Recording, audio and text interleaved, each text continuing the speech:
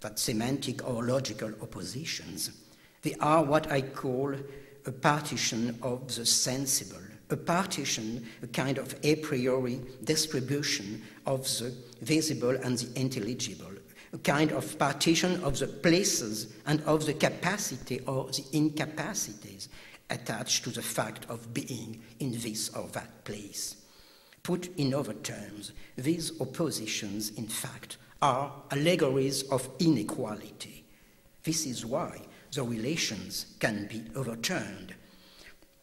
I mean that you can exchange the positions of the superior and the inferior. The spectator is often disparaged as doing nothing, while the performers on the stage and the workers, of course, outside, do something with their body. But it is easy to turn things around. They who are only performers, who only work with their bodies, turn out to be obviously inferior to those who are able to look, those who contemplate ideas, foresee the future, or take a global view of society and of its needs and problems. What counts in the scheme is only the statement of the opposition. There is one population which cannot do what the other one does. Briefly, there is capacity on one side and incapacity on the other. Emancipation starts from the opposite principle, the principle of equality. It begins when we call into question all those oppositions between looking and acting, for instance.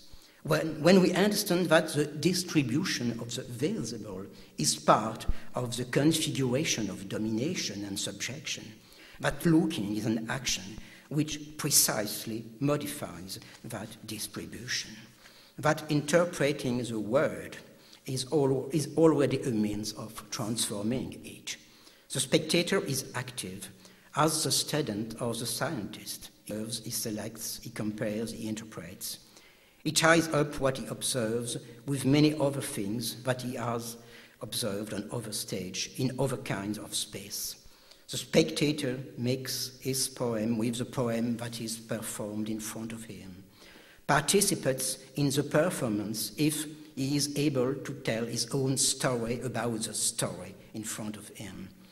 This also means if she is able to undo the performance, for instance, to deny the corporal energy that the performance is supposed to convey here in the present, and transform it into a mere image, if she can link it with something that she has read in a book or dreamt about, a story that she has lived or fancied.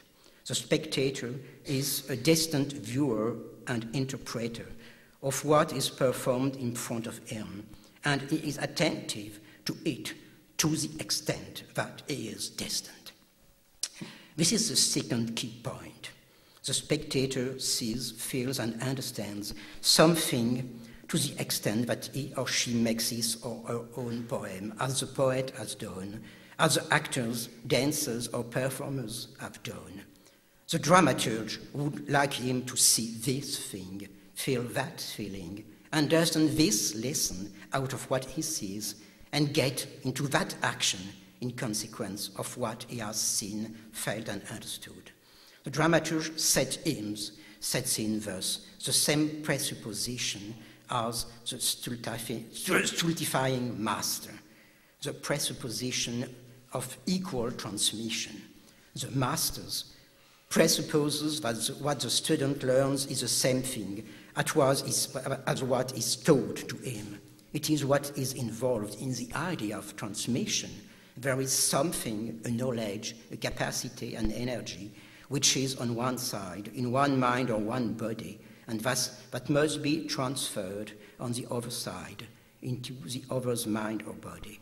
The presupposition is that the process of learning is not only the effect of its cause, teaching, but that it is the transmission of the cause itself. The principle of emancipation precisely is the dissociation between cause and effect. The paradox of the ignorant masters. Master lies there. The student of the ignorant masters learns what his master doesn't know, since the master commands him to look for and tell everything that he finds out on the way, and relentlessly verify what he is actually looking for, what he is actually looking for it. The student learns as an effect of the master's mastery, but he doesn't learn the master's knowledge. The dramaturge of the performer, of course, doesn't want to teach something. There is some distrust, we know today, regarding the idea of teaching. The dramaturge or the performer only wants to bring about a form of awareness or a force of feeling or action. But they still make the supposition that what will be felt or understood will be what they have put in their dramaturgy or performance. They still presuppose, I think, the equality, meaning the homogeneity between the cause and the effect.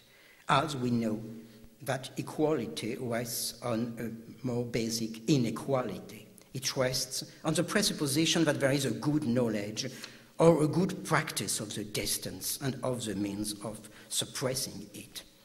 Now that distance in that scheme takes on two forms. There is a distance between the performers and the spectators, but there is also the distance entailed in the performance itself, as it stands as a spectacle between the will of the artists and the interpretation of the spectators. What is crucial there is the status of the mediation. The mediation of a third term is part of the process of emancipation. There must be something, a third thing, between the master and the student, which both links them and separates them. For instance, the book is that thing, which is resistant, autonomous, foreign to each of them, but where both of them can refer as a material thing on which it is possible to verify what one has seen, what one has told about it, or thought about it. Precisely, it is that idea of the third term which opposes two ideas of emancipation. The idea of an authenticity of the theatre has often been predicated on another idea of emancipation. The idea of emancipation as the reappropriation of a self which had been lost in a process of separation. The Debordian critique of the spectacle rested on the Feuerbachtian thinking of representation as an alienation of the self. The human being put the human essence out of him by framing a celestial world to which the real human world was submitted. In the same way, in Guy Debord, the essence of human activity is distanced, alienated from men in the exteriority of the spectacle. The mediation of the third term thus appears as the instance of separation, dispossession, and treachery. An idea of the theatre predicated on that idea as to put the externality of the stage as a kind of transitory state, and to set the suppression of that exteriority as the end of the performance. It wants the spectators to be on the stage and the performers in the auditorium. It demands that the very difference between the two spaces be abolished, that the performance take place anywhere else than in a theatre. And many improvements of the theatrical performance, for sure, could result from that breaking of the traditional distribution of the places. But the redistribution of the places is one thing. The demand that the theatre achieve as its essence the gathering of an unseparated community is another thing.